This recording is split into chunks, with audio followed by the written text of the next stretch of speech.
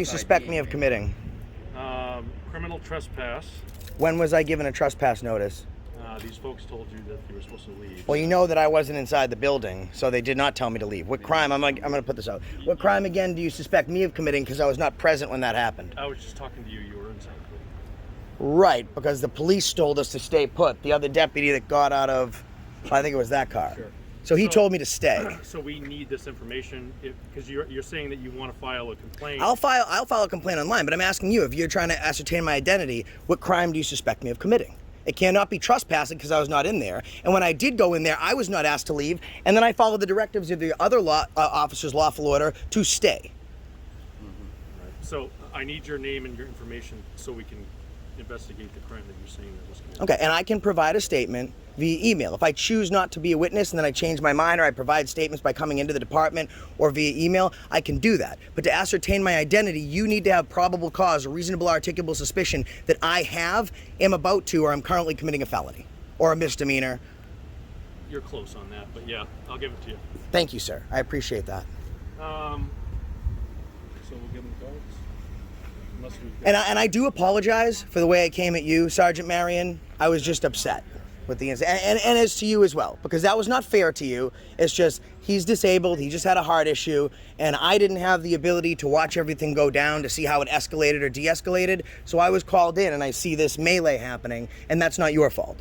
So I do apologize to you for the attitude that I gave you, and to you, because you were not here when that happened. I was just very hot-tempered. I'm just trying to figure it out. I agree. And in my experience, I have not seen the professionalism that you're exhibiting now, right? So I apologize to you guys and to you, because you didn't do anything wrong, and I wasn't in there to know how the situation escalated or de-escalated. I just go in and see a close personal friend of mine that just came out of serious heart surgery, and I had a similar instance like this where an officer was just fired, so I was very upset. So you did not earn that type of behavior, so I apologize for that. But you can't, don't take it the wrong way, I don't give you my ID. It's just, like you said, you stand for the Constitution here, and I believe in my rights 100%, and I feel like I'm pretty well versed in them, and I believe if you don't use them, you lose them.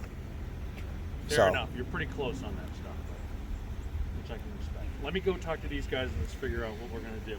Okay. So if you guys do want to provide a statement, it'll be by email. Yes, and I'll send all my information with it. And that no action will be taken today if that's the case on your behalf, because we need statements to move forward. Sure. Well, that's just how it works. If that's per your investigation, I'm not back there with what you're discussing or seeing now. I'm here for what I'm present for, so I can't say that you're doing the right or the wrong thing right now. I got about 25% of the information because I got to go talk to these guys. All right. So it's fair enough. We let you collect 100% of the information, send you ours, and then let you make a determination from there. You can always summon somebody to court if once you get everything together, you feel that there's RAS for it. Sure. Cool. Well, no, yes and no. We don't arrest people for RAS. Well, I mean, if you're not probable cause, right? Excuse me. Do you guys normally, if it's not in your presence, because I know some states do things differently, if something happens when it's not in your presence, is that kind of changes the aspects of things, right? In some ways, under warrantless arrest, you should read that section. It's 17.8. 17.8. 17A, section 15. 17A, section 15. We'll look that up. Warrantless arrest. So can you provide us the email? You're gonna like have on to the wait. sheet? Yep. It should be on top. This guy's the chief of police in a neighboring town. You can tell he's the chief because he's been calm this whole time.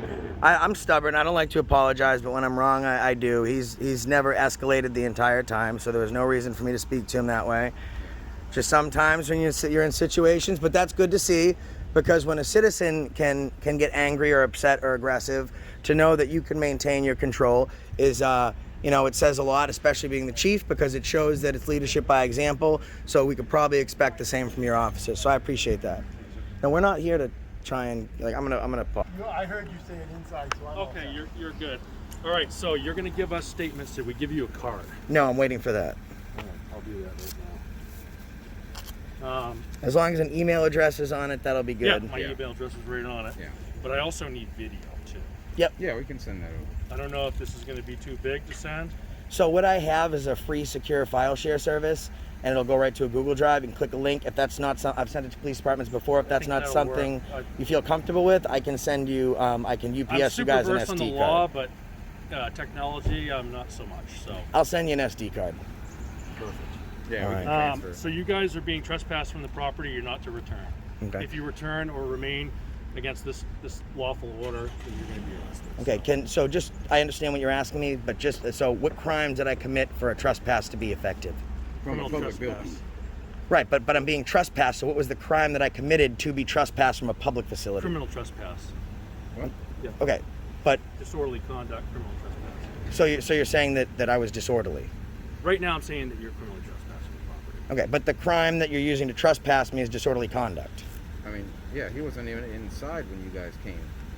I'm just trying to figure this out. Yeah, I've already explained it. Okay, but I haven't been charged with disorderly conduct. I'm sorry? So I haven't been. So for you to trespass me, unless Maine is different than every one of the other states here, for you to trespass me from a public place, I need to have committed a crime.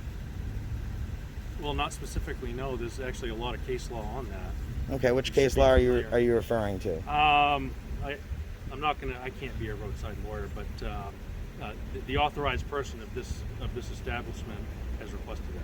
Right. I mean, if I'm at like McDonald's and the manager says, "Hey, I want this guy out of here," then it doesn't matter. They can tell me to leave for whatever reason. I'm just saying this is a public building. I've committed no crime, so to therefore trespass me from here, it's unlawful in itself. It's an unlawful order. And we're going to do it. And if you don't feel that it's appropriate, then the appropriate channel is to go through the courts with that.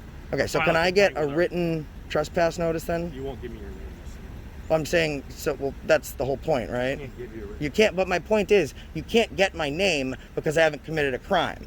But you're trespassing me for committing a crime, and you can't put my name on it because I haven't committed a crime. Does that make sense to you? So, you've been given a trespass warning. You are to leave the property.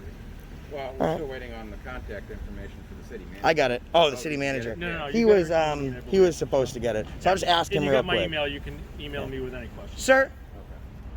Sir, I apologize. You're gonna get us the city manager's contact info. Do you have like a business card or something? I'm just gonna get you the lawyer. And let me get my phone. That's fine. I sent it. All I had was her cell phone. Do you have an email address? I can just email you. Yeah, it's aceo@harrisonmaine.org. aceo@harrisonmaine.org. Enforcement officer. Okay, so I didn't want to give you email a private cell, so I sent her a text. Understandable. And I don't have the information. And your email's not going on the video either. I can just email you to make it easier for everybody. Put it on if you want. All right, so I'll reach out to, that's the town lawyer. My name is Jim. Jim. Okay, thank you. Yeah, and I'll email you back her office number. I just wasn't comfortable giving you her private number. I understand. And I apologize for that. I just It's didn't okay. have the other one. Fair enough. Okay. Fair enough. That works. Thank you. You're welcome. Excellent job, Chief. Thank you, Sergeant. I'm going to look into that statute. I hope you're right. No, for the code of criminal trespass here. So if 17A402 or 2 sounds right. Yeah, authorized person. okay. All right. Thank you. You got it, guys. Appreciate what you're doing too. Well.